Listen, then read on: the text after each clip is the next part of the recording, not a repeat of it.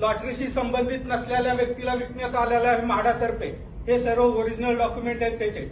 आणि गेले 19 पासून त्यात मला अजूनपर्यंत ताब्यात मिळाला नाही. मी म्हाडाकडे 100 वेळा चक्र मारत गेले. 5 वर्ष मी मंत्रालयात जाऊन सर्व हे प्रकरण आणलेलं आहे, तरी मला त्याच्याशी काही अजून मिळालेलं नाहीये. विषय कळाला. तुम्हाला भेटलेलं आहे नितीन घोरपडे. मला या संदर्भामध्ये आपण कुठलीच माहिती दिलेली नाही. मी सर सर्व फाईल तुमच्या रेकॉर्डला आहे.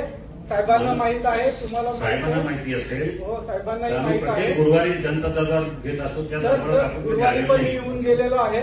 मला नाही भेटला सर भेटलेलं आहे मी तुम्हाला पण. सर मी तुम्हाला पण भेटलेलो आहे. त्याच्यामध्ये त्यावेळेस ठीक आहे. आजचा हे कार्यक्रम झाल्यानंतर आम्ही म्हाडा कार्यालयात असेल तर येऊन भेटा. सर मला या न्याय सुटली माझी. प्रायव्हेट कंपनीत नोकरी करतो मी. यांच्याकडे मंडळाचे सभापती माननीय श्री 70 लाख रुपये श्रीराव पाटील सर यांना मी विनंती बँकेने करतो विकून टाकलं की त्यांनी आजची सोड या ठिकाणी काढण्यात यावी. तुम्ही हात लावू शकत नाही मला. मी काही दांगा करत नाही का मारामारी करत नाही. तुमचा विषय बोलून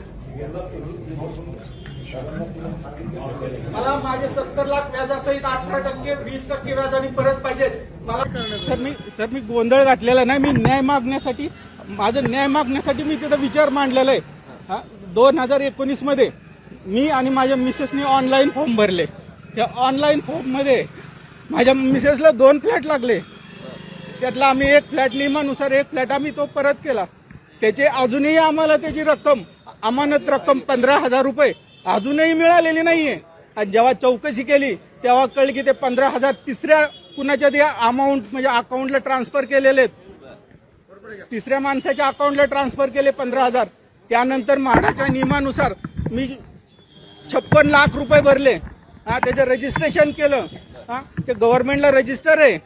आणि त्यानंतर जेव्हा पजेशनचा फ्लॅट मला मिळणार होता, पजेशनचा फ्लॅट मिळणार होता त्यावेळेस म्हाडाने फ्लॅटशी 2019च्या लॉटरीशी काहीही संबंध नसताना तो फ्लॅट त्या व्यक्तीला विकला, ज्याचा काहीही लॉटरीशी संबंध नाही.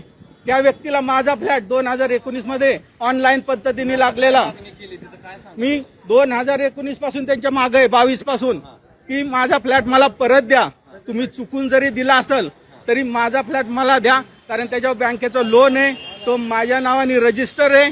तो मला फ्लॅट द्या. चुकून तुमच्याकडून चुकी झाली असेल तर तो फ्लॅट तुम्ही त्या जो माणसाला दिलेला आहे तो ताबा घेऊन मला द्या.